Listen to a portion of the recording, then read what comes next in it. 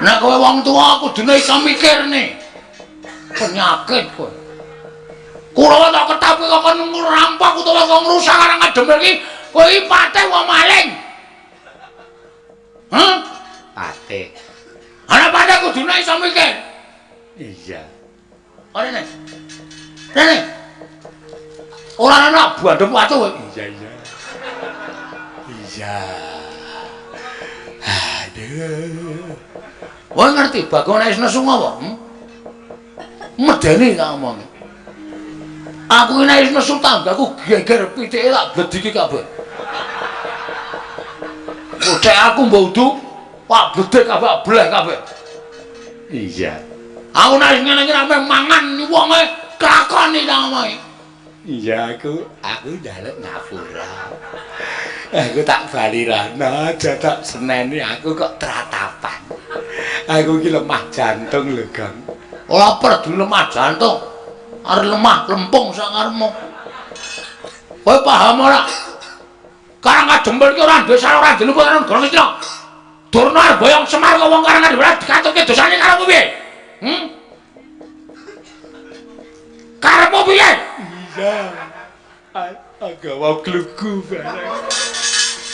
Arep tak nggo ngapa? Kapok ora kowe? Kapok. Sadar? Sadar. Aku tak rono ya. Tak rono.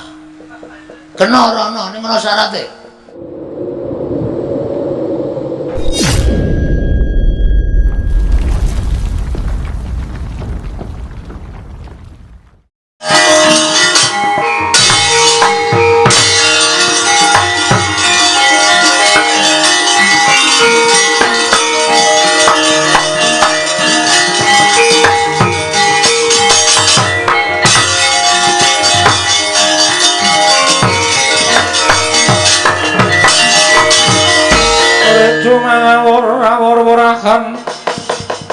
Tengarane ngajuri gong maguru gongso tetek kaya butula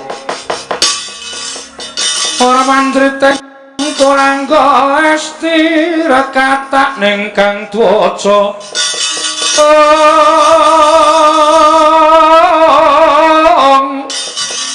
ora katak ning kang dwaca layu kitil perkatak ninggang dwaca layu tipis gong manut dawuh bapak kowe karo aku kudu njaga katentreman Karang Kadempel bener ora pangling kae Kurawa dampyak-dampyak sajake mbelani karo Begawan Durna aku wis krasa ning awak dhewe rasa wedi awak dhewe rasa mundur. Iki ana sing jagani awake dhewe sapa? Ndara Werkudara karo Ndara Janaka. Ning aja ngantos dhewe ora ketok nyambut gawe terus.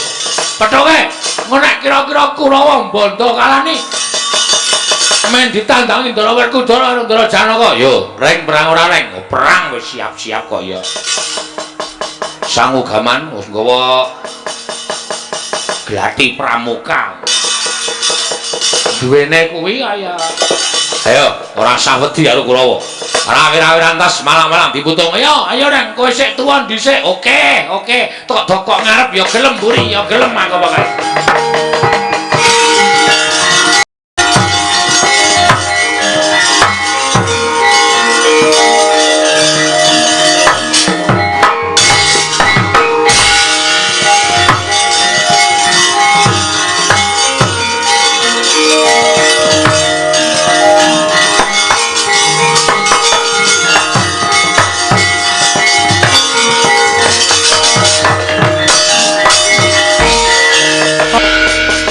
Gelah kaya ndo mentang kaya gendewa ora sopan karo piyayi. Petroy. Sampeyan mriki butuh napa? Belani karo Bapa Durna. Bapa Durna dicamah asmani karo Bagong. Ayo di Bagong. Tak pecahe sirahe. Butuhke aku wae. Gong, aku sik kowe iki rasah kesusu to. Aku melu omongan kok. Nek perkara gelute kowe nang aku ya melu kata-kata. Oh iya. Kartomarma. Iya, dasar para nyata kowe wani karo Begawan Durna. wani mergo kelakuane Durna sing ora apik. Aku jane ngajeni karo Durna mergo Durna pakartine ora apik. Pendhita sing angkara murka wajib apa tak? Bekteni wajib apa nganggo unggah-ungguh? Kowe mbelani Durna apa dianggep anak Semar wedi karo Kurawa? Aja meng kowe mo. Kerubutan Sawadya balamu Kurawa kan maju kabeh, kon ngrubut Petruk. Lho kok aku? Sing arep perang sapa? Aku sik. Aku ki mung nantangke kok. Istilahnya aku MC-ne. Oh. Kowe sing sambutan tuan rumah. Oh iya. Mengko Bagong sing anu Gareng sing apa jenenge? Ular-ular. Oh iya. Tum dhewe-dhewe. Wani karo kamu. Apamu sing tak wedeni? Leno pangindamu. Tak canda tak gleto ndasmu. Tinjung akhirat nyawamu. Minggir kok gak tandangane. Oke, siap lho, Tru? Iya. Kalah awas kowe. Ora. Iki ketentreman Karangkadempel gumantung kowe aku karo Gareng. Iya. Sikat Tru. Iya. Maju mriki. Nek sampean kepengin kewirangan. Ora minggat Petruk kantong bolong bilani Bagong tak katutke dosane. Mang mriki Den, kula mboten wedi kali sampean. Oh. Oh. Oh. Ayo, nambah to. Oh. Ya.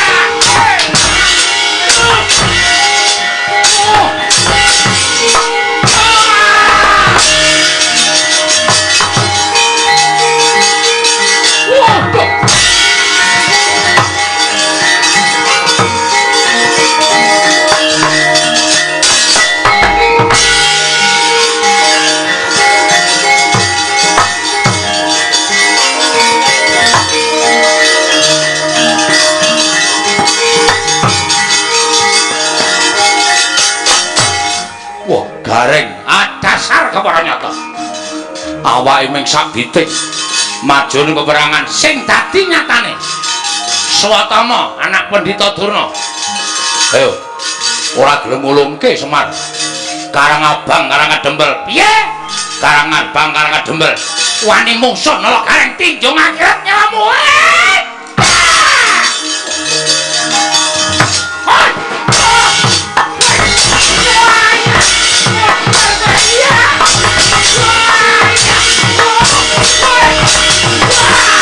Dilereng ora.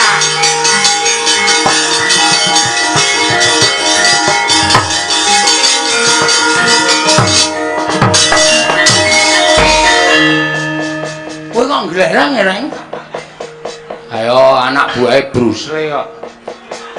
Sapa? Anak buahe Bruce Lee. Bruce Lee iki bakul apa? Bruce bakul apa? Bakul apa? Canek menangan aku nek wis ngamuk. Oh. Aja kok ming perang biasa. Perang Madras aku iso. Perang Candrasa aku iso. Murid Ndara Janaka nderekke Ndara Janaka pirang-pirang taun kok Glutra Kurawa kok kalah. Mirang-mirangke. Swatama kalah lho kowe. Aja kok Satama. Dursasana. Oh ya kebangetan. Le nantang kemunggahan kowe le nantang. Ora perkara kemunggahan le. Sing dadi nyatane ayo kaya ngapa? Dursasana kan maju nak poteng-potenge kuwandane. Ayo kanene. Ora bakal tak tinggal loncat. Oh, kono kawan gugu karepe dhewe. Kalau Reng wonge Sumbar. Ngosek aku rung siap kok ya. Ayo lho wis guyu. Hei, ngono. Tandange rasa jireh. Petro wis gelut. Aku wis gelut. Aku ngapa? Meng paitan cangkem tok apa? Ayo kowe yo temandang kaya ana sing wis Sumbar. Hehe. Tandange nek cara aku ngono. Waduh kok entuk berat dhewe aku. Ya, kalah cacak menang cacak. Modar ngrungkepi bumi kelahiranku tak totoke legane atiku.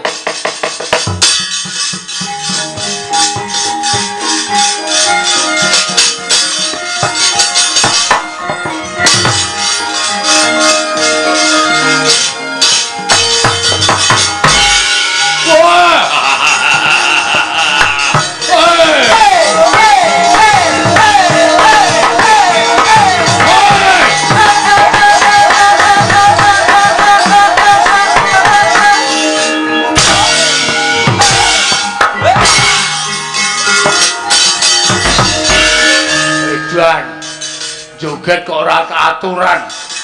Tak kecekelku kok. Kowe joget gleleng. Aku isane joget nguncalke sikil. Ora minggat kena cangkemmu modar. Wah, edan musuh wong buruk. Mungsuh wong buruk. Tur sasana dasar para nyoto. Mrene arep ngopo kowe? Nglabrak wong-wong Karang Kadempel.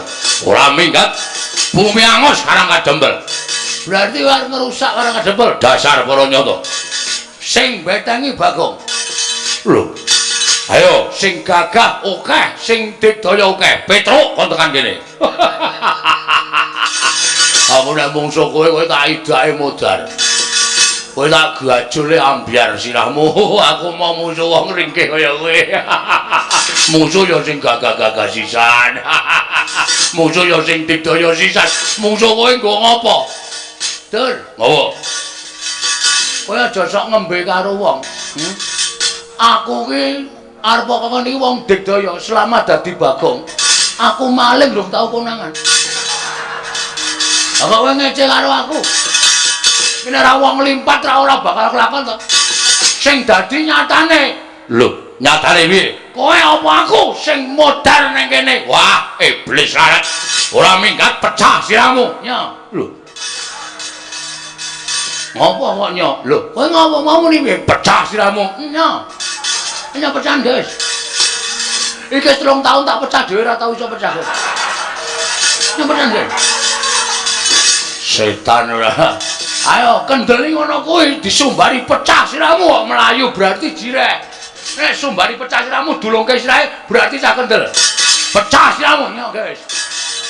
Kowe wani kok ngene iki rong karuan wani nek aku sing muni pecah sirahmu dur. Kowe mesti mak teratap ngono.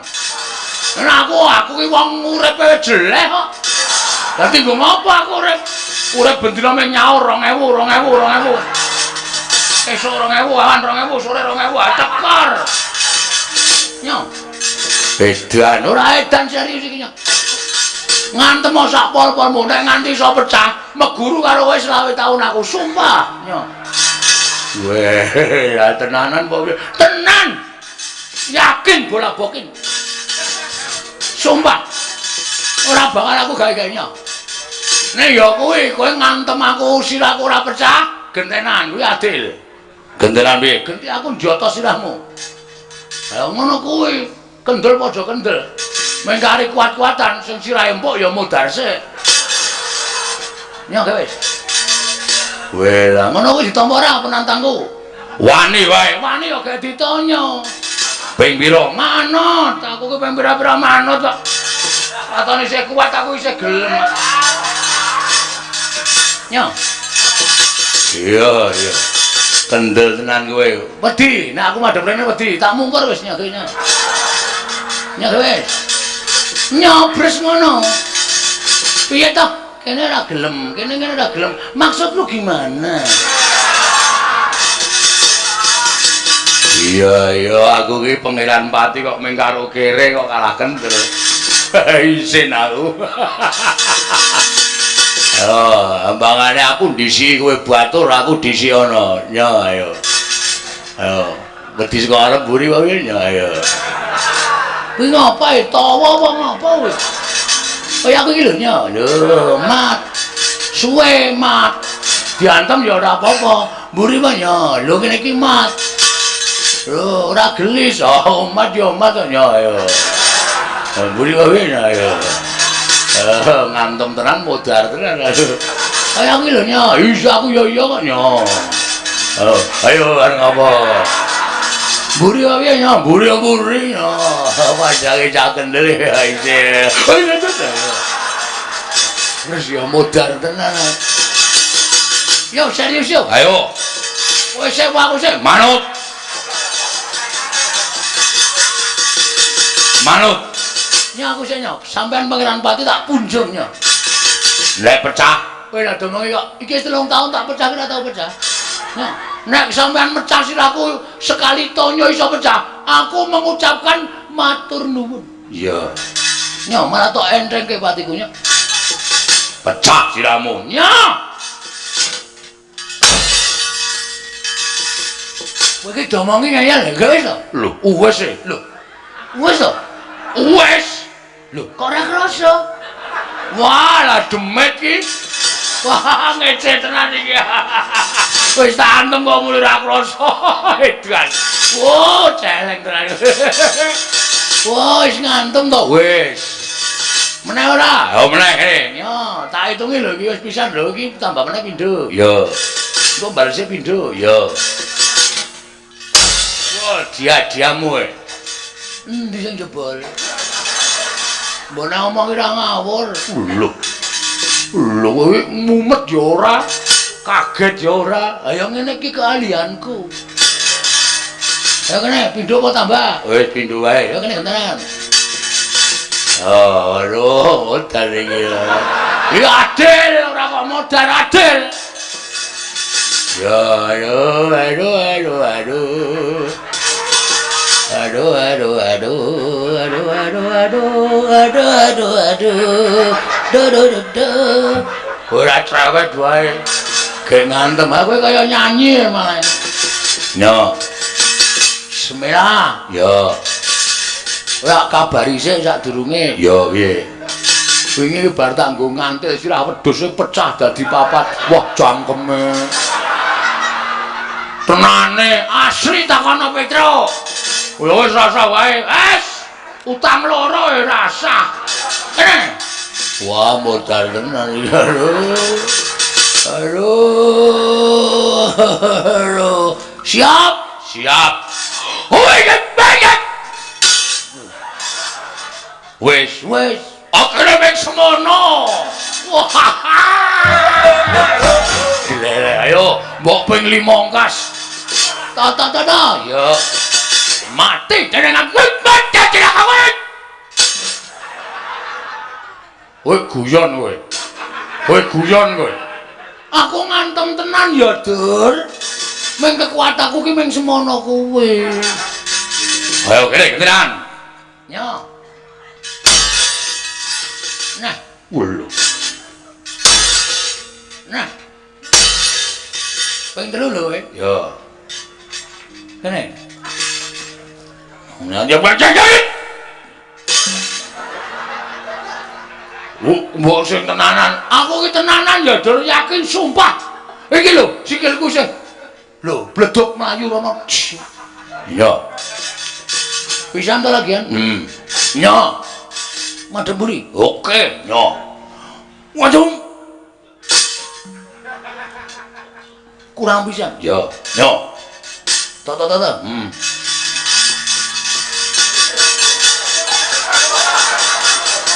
Ayo, sak banter-bantermu. Hop.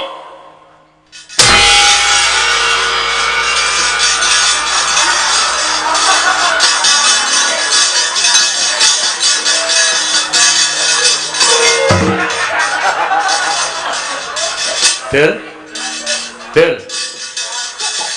Kok ngelekar le? Mau tak deloki kaya bungah banget. Wah, setan.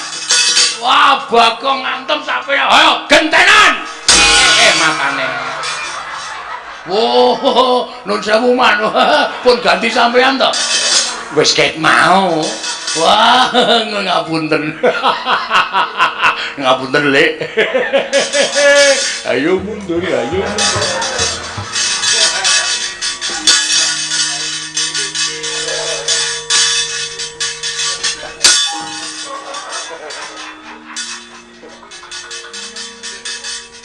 Ngapain kok ngendelik kan? Sing ngetape kula sapa? Aku Sing ngakon? Dirna. Terus sing ngakon ngamuk ning kana ngedepe sapa? Aku. Kowe wong tuwa apa bocah? Wong tuwa bocah semene tenan ndedelke setagen.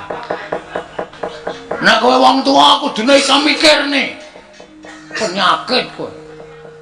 Kula tak ketapi kok ngerampok utawa kok ngrusak arang ngedemel iki, kowe iki pateh wong maling. Hah? Pateh. Ana pateh kudune iso mikir. Iya. Rene. Rene. Ora ana bandem watu kowe. Iya. Iya. Aduh. Kowe ngerti Bagong nek nesu apa? Medeni tak omong. Aku ini nesu tanggaku geger pitike tak blediki kabeh. Udah aku mbok udu, wak bledek kabeh bleh kabeh. Iya. Aku nek ngene iki rame mangan wonge kelakoni ta omahe. Iya aku njaluk ngapura. Aku tak bali rana aja tak seneni aku kok tratapan. Aku ki lemah jantung lho, Gang. Ora perlu lemah jantung. Arep lemah lempung sakarepmu. Kowe paham ora? Karang kajembel ki ora duwe salah ora diluput karo golong iki. Durna boyong Semar kok wong karangan ora dikatuke dosane karo piye? Karepmu piye? Iya.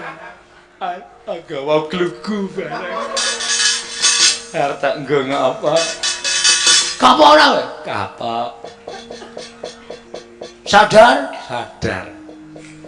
Aku tak rono ya. Tak rono. Kena rono ning ngono syarate. Syarate apa? Kowe nek tak undang Sengkuni ngono le maksudan dalem Pak Guru ngono ya. Ora iki aku isin lho, Kang.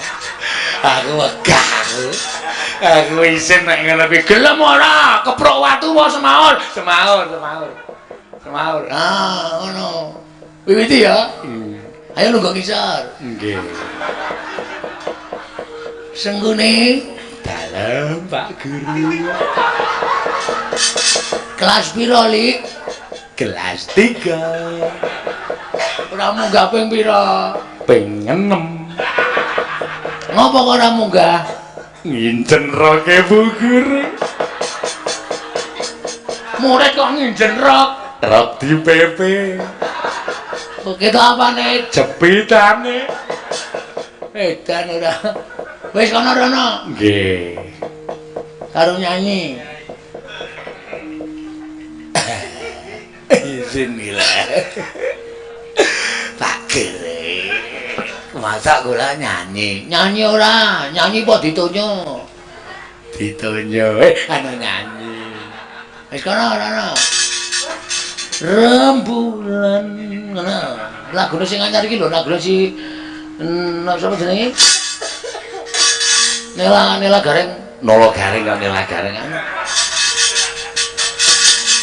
Wis ora gawe nyanyi, mentok tak kandhane engko anggere mandek kok buandem watu.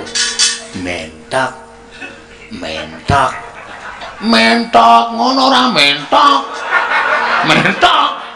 Iya ta kowe? Notasine sing bener keprowak. Nggih. Mboten hafal. Kudu apa mentok kok. Mentok. Datar.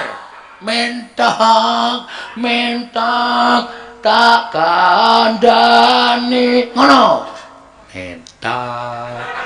Mentok tak kandhane. Bebek ganti bebek.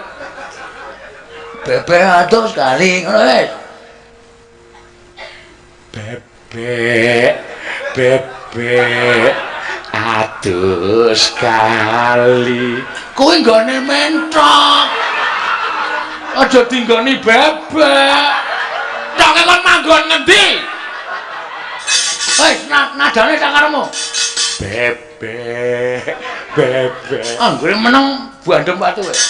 Atus kali mung nututi sabun wangi-wangi eneng kandang wae. Dik Pate. Sadar. Insaf. Sampeyan ki Pate, bebek. Ngisen-ngisen ki. Pati yang ratu, gong bingan orang kok nenggalan nyanyi bebek atus kali sakit dewe. Taran boten. Bebek. Bepate. Kula malu lho. Kula isin. Kula lingsem Bepate sampeyan niku piyayi luhur. Wong nomor 2 teng negara Ngastina. Wong sak negara Ngastina niku mbasa kabeh karo sampeyan kok bebek sampeyan ae dhewe. Ampun kaya ngoten ta Bepate? bebek. Oh, macan kadang-kadang ngayal. Bebek. Bagong isa-isa.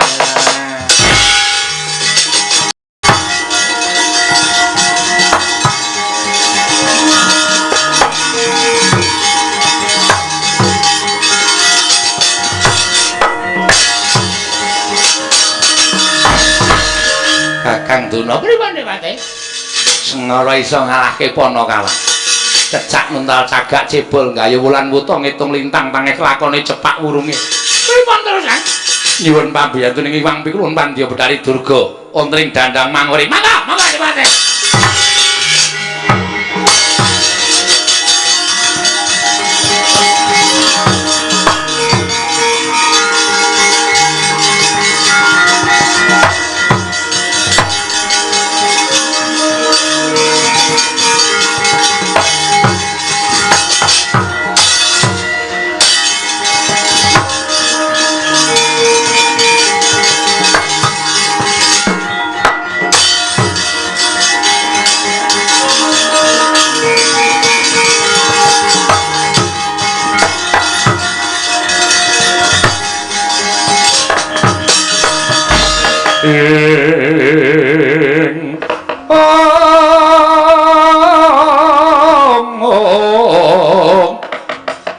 Tityani kandayani trisanya purnama sasi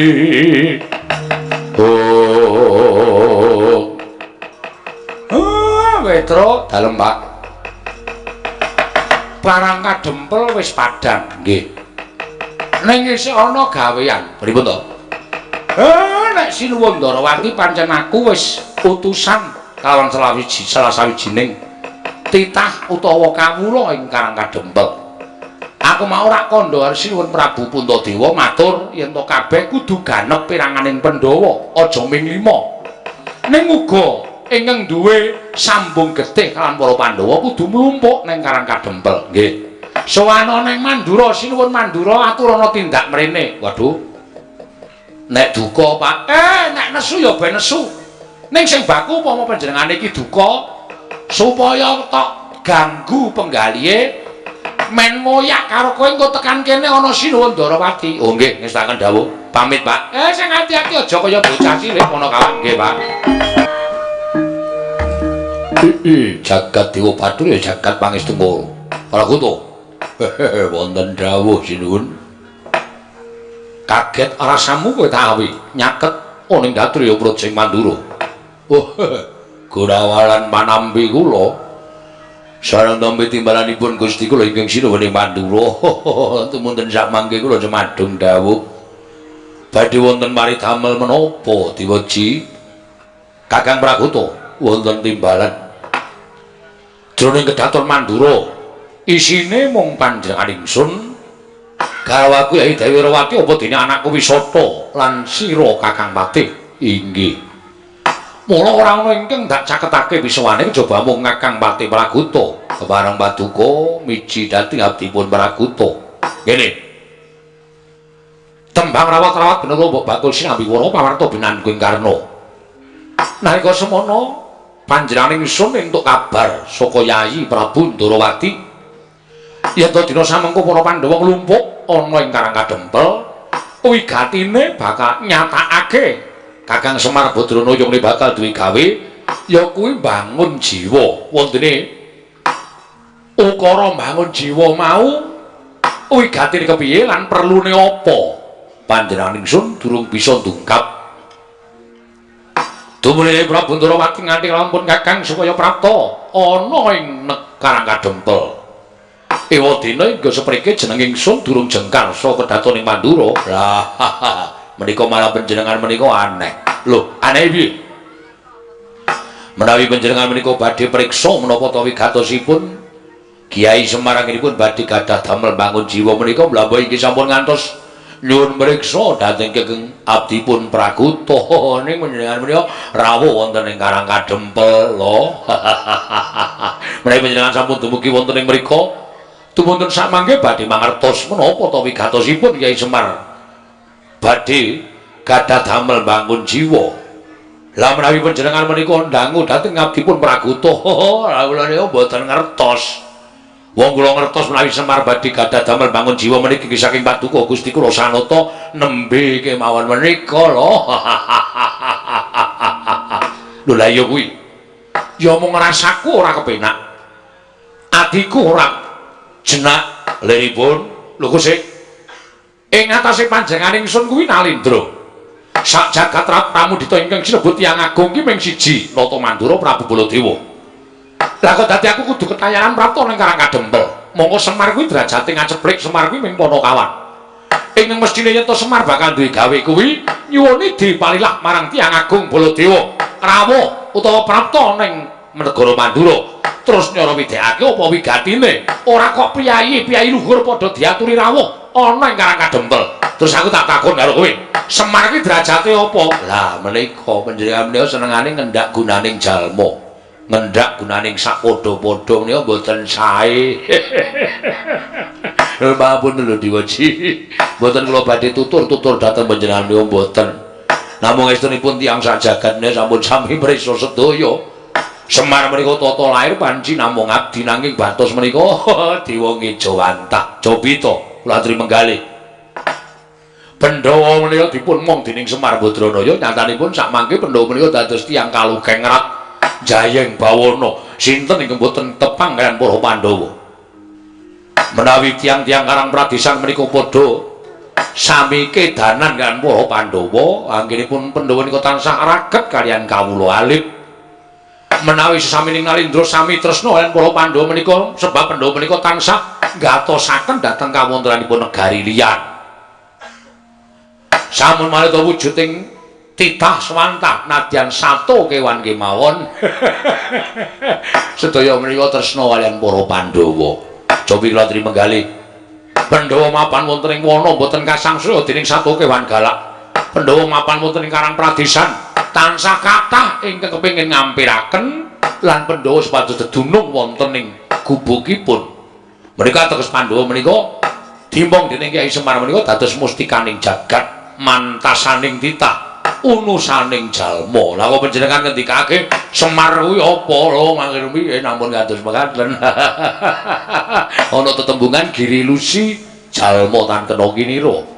Giri menika gunung Lusi menika cacing kala mangsane cacing menika saged dumugi pucuking gunung. Lah mila tiyang gesang wonten ing alam padang nika aja sok ngembe blegere ala ning janjane menika nika ya iso duwe pethingan dhewe-dhewe menika saged Prasa dadak mejang mulang karo aku. Wose Baladewa ora bakal prapta ning Karang Kadempel. Nadyan Kyai Prabu Ndarawati, kadang-kadangku para Pandhawa wis prapta ning Karang Kadempel, nanging aku ora bakal tekan Karang Kadempel. Mbuh, apa sing dikarepake dening Semar Badranaya kuwi dudu perkaraning Baladewa. Kuwi dudu perkaraning Baladewa. Aku gelem nampa pangandikaning Semar, ning Semar sowan ana negara Mandura. Merga derajate Baladewa kuwi yang ditanding karo Semar isih dhuwur derajate Baladewa Pragata. Lho, iki ora pangling kaya Petruk. Nggih sinuwun kula ingkang sowan. Bekti kula kunjuk nggih sinuwun. Ya, Petruk gak tampa ralat pangestuku tamanana. Nggih sangat anggen kawula ndadosaken jimat. Sumangga pangabodhan damar sasi Pratawa negara Mandura. Petruk hage matur.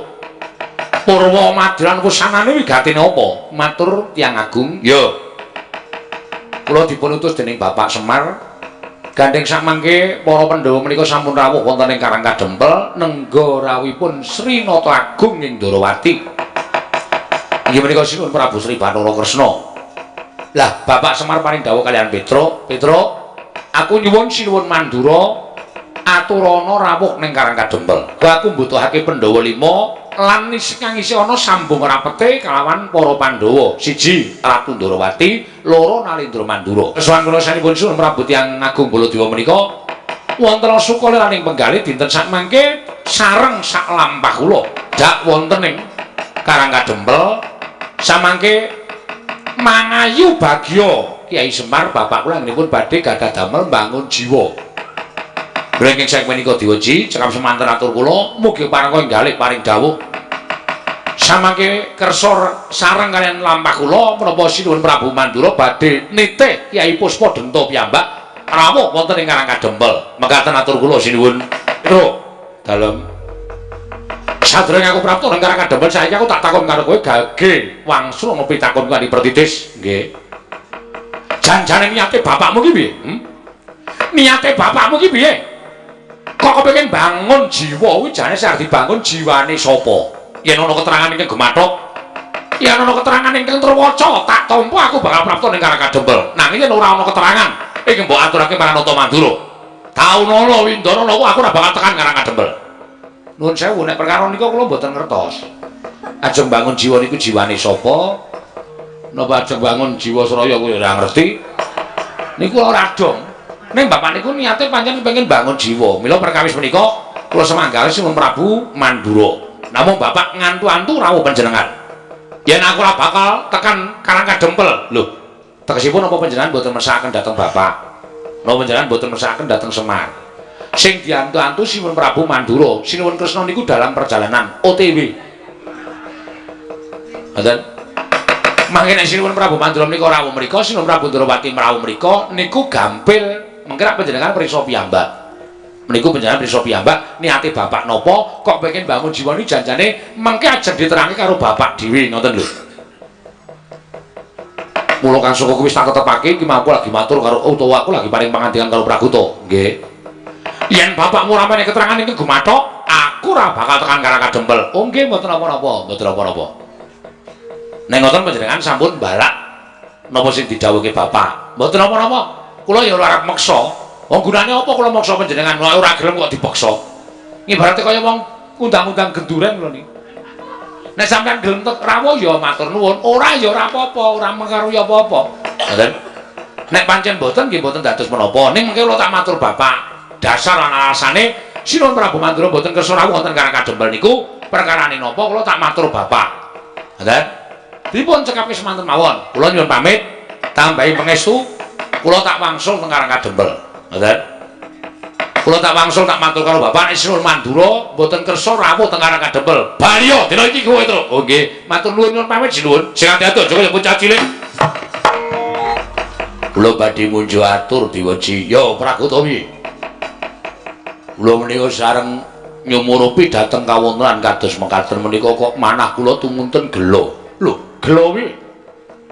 Kula suwita Sinuwun Prabu Mandura menika kula menika sanget ngagungaken lan ngagengaken dhateng asmanipun sesembahan kula. Kula suwita tiyang agung, kula suwita ratu ingkang saestu berbudi balaksana nadyan gadah pewatekan dosa kau tur gampang muring. Ning panjenengan menika kondang ratu sing adil ing samukawisipun. Ratu ingkang boten nate mengeng dhateng angger-anggering kautaman lan boten nate tumindak ing boten sak mesinipun ning sagedhagan menika kula dadi patih kok rasa kula gelo. Usilo gelamu nang endi? Ha ngene iki wau. Kilura Petruk rawuh. Namung nyara wedhaken sarta munjuk atur menawi panjenengan katuran rawuh wonten ing Karang Kadempel. Ning kok sugal panjenengan paring pangandikan. Panjenengan paring dawuh kalian Petruk, nek bapakmu ora ngandhakake apa to wigatine nggone bakal bangun jiwa. Aku ora bakal tekan Karang Kadempel taunana windanana. Aku ora bakal tekan Karang Kadempel. Lho, mangke rumin to sinuwun. Nuwun sewu panjenengan sajae kaya ngembe banget karo Semar Badranaya, luwe-luwe karo Petruk. Petruk niku nuwun sewu mbok panjenengan nggih kemutan duk nalika wonten kraman. Inggih menika Raden Basuwara Kangsa. Petruk wonten ing Widara Kandhang menika nggih tumut momong jengandika. Semar wonten Widara Kandhang menika nggih tumut momong jengandika. Lah kok panjenengan lajeng gadhahi pambekan ing kados mekaten menika. Nuwun sewu. Petruk mundur kanthi lega. Nuwun sewu pasuryanipun utawa praupane Petruk menika mboten kaya kuciwa, mboten kaya gelo ning ati mesti rada cuwa. Merga Petruk mangendikani sing kaya ngoten diwaji, mbok ampun kados mekaten to sinuwun. Monggo to dinten samangke kula dherekaken supados panjenengan prapta utawi rawuh wonten ing Karang Kadempel. Samangke supados nekseni kemawon niku abote sepira to? Nekseni niku abote sepira cobi? Nek ditanding karo para kawan gene momong sampeyan teng Widara Kandhang sikil dienggo sirah-sirah dienggo sikil. Saniki diaturi rawuh wonten Karang Kadempel. Mongko sing nyuwun panjenengan rawuh teng Karang Kadempel niku Semar. Lah kok panjenengan Anggenipun paring dawuh kados mekaten menika wah lah kok ngilang-ilangke dadi tiyang agung Baladewa lho ya.